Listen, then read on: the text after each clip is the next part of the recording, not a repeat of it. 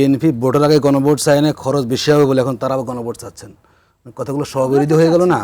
দ্বিতীয় হচ্ছে যে যদি পার্লামেন্টকে আপনি সার্বভৌম ধরেন তাহলে গণভোটটা আসলে কি? এই যে ব্যাখ্যাগুলো দেওয়া হয় না, একদম একপেশে ব্যাখ্যা, আইন না জেনে ব্যাখ্যা। সারা পৃথিবীর ইতিহাসে গণভোটের উপরে সভরেন পাওয়ার আর কোনো কোথাও নাই। আপনি কি করলেন বলেন, পার্লামেন্টের মতামত আবার আমি গণভোটে যাবেন, তো হলো কি? যে গণভোট আপনি সুযোগ পেয়েছেন জনগণের, সেটাকে আপনি এখন গ্রহণ না করে আবার আপনি ঘুরে ফিরে, এগুলো কেন?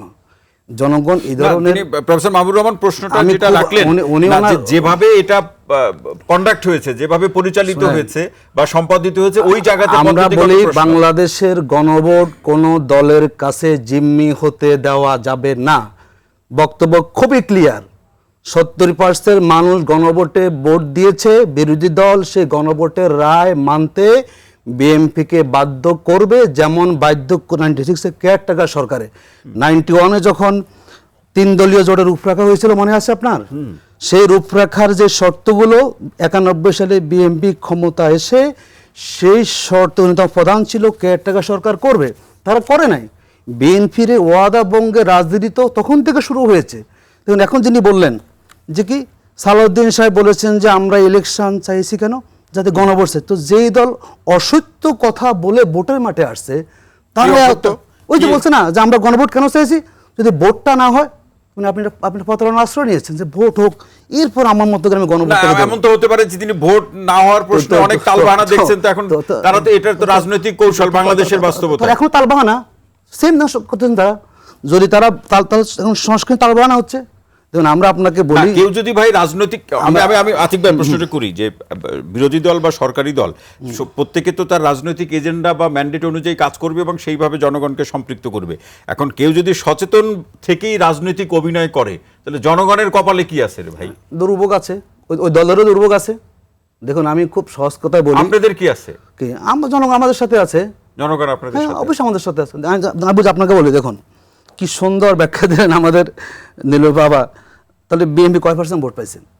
উনি যদি কাস্টিং ভোটকে না ধরেন, উনি ধরতেছেন দেখেন কি ধরনের একটা মানে উদ্ভট ব্যাখ্যা দিই বেশি মিডিয়ার সামনে। আমরা 12 কোটি ভোট, কয় % ভোট পাইছে? তাহলে বিএনপি কয় % ভোট পাইছে? ওনার বাইরে দ্বারা সে তো সংখ্যাগরিষ্ঠতা না পাইছে।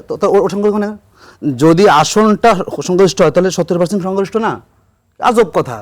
70 বড় না 50 বড়? যদি 50, তাহলে বড় কোনটা বলেন? বেশি ভোট কোথায় পড়েছে এখানে? আপনি পার্লামেন্টে এসে ধরলে মেজরিটি, তাহলে গণভোটে মেজরিটি ধরা যাবে না? একই ব্যক্তি, ব্যাখ্যা কেন দিচ্ছেন আপনি? 70% বেশি না 50% বেশি? আপনি 50% পেয়ে ক্ষমতা আসছেন, 70% সংখ্যাগরিষ্ঠ না? গণভোটে ভোট কি বেশি ভোট আমার ভোট দিয়েছে না? আপনি পার্লামেন্টে এসে বলেন যে আসন সংখ্যা বেশি পাইছি, তো গণভোটে কি আমার ভোট সেখানে বেশি দিয়েছে না? মানে এমন ব্যাখ্যা দাঁড় করানো হয়, বুঝছে, মানে হাসে আসলে।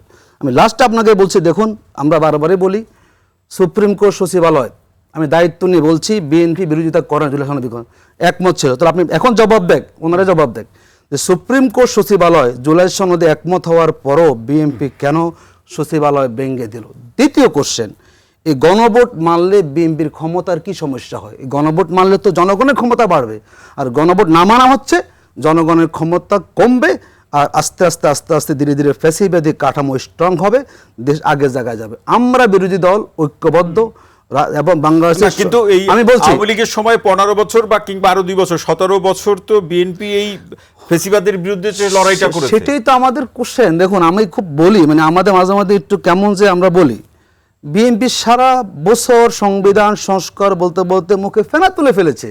31 দফার প্রথম দফা সংবিধান সংস্কার, সচিবালয় সংস্কার, ওনাদের নির্বাচনী ইশতেহার আছে, ওখানেও লেখা আছে সব সংস্কার। যখনই 2/3 মেজরিটি পেয়ে গেল, এখন সংস্কার না সংশোধন, সংস্কার না সংশোধন। সংবিধানের, পার্লামেন্টের এমন কোনো ক্ষমতা নাই যেখানে বেসিক স্ট্রাকচারকে পরিবর্তন করতে পারে। ওনারা এখন বলুক, তার এই যেটা ক্ষমতা ভারসাম্য কথা বলা হচ্ছে প্রধানমন্ত্রী প্রেসিডেন্টে, যেখানে আফার হয়েছে, সবই সংবিধানের বেসিক স্ট্রাকচার। কোথায় ওনারা পেয়েছেন বলুন তো? যদি এটাই হতো তাহলে কেন সেদিন আওয়ামী লীগ করলো না? মানে সংবিধান সংস্কার করতে হলে অবশ্যই এটাকে আপনার গণভোটটাকে প্রাধান্য দিতেই হবে। গণভোটটাকে ওভারলুক করে গিয়ে আপনি সংবিধান সংশোধন করবেন, এটা দ্বিচারিতার অসত্য কথা, জনকে বিভ্রান্ত করা, এই বিভ্রান্তের পরিণাম টুডে অর টুমরো এই বড় দলটাকে ভোগ করতে হবে।